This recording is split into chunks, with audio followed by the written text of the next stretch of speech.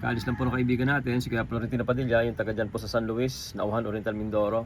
Ito po yung farmer dati na binilog ko, kaibigan ko po to, na nag-viral. Kasi po, pinakita ko nga kung paano siya nag-evolve, paano siya ang masinso sa pagsasaka. Nagsimula po doon sa parang rights lang na sinaka niya ng 1.5 hectares. Ngayon po sa napakalawak na po ng kanyang palayan. No? I think nasa 25 hectares po yung kanyang sinasaka ngayon na sarili niyang lupa. Na paano ba siya nag-asinso? Masinso po siya, wala pong ayuda inasahan. Yan po ay sarili niya lang talagang sistema na nagkataon ng mga panahon na yun noon.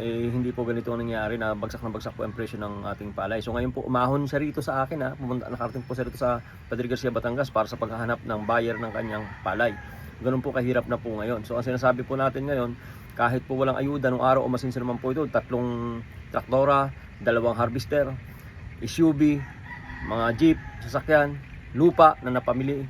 Wala naman pong ayudang inasahan to. Masinso po itong farmer na to, nakapamili siya ng kanyang mga gamit na gusto niyang mga gamit.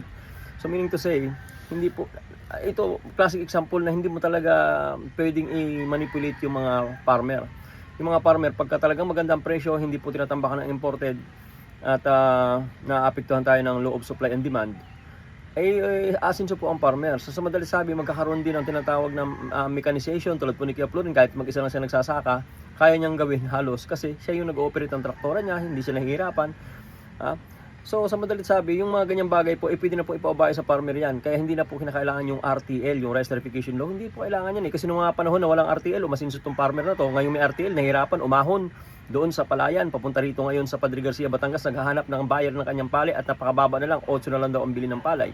So sa madaling sabi, hindi po solusyon sa problema yun. Problema po yung nangyari sa Rice Tariffication Law. Kaya i-scrap na po natin yan. Please mga boss, mga sir, mga ma'am, nakikiusap po tayo.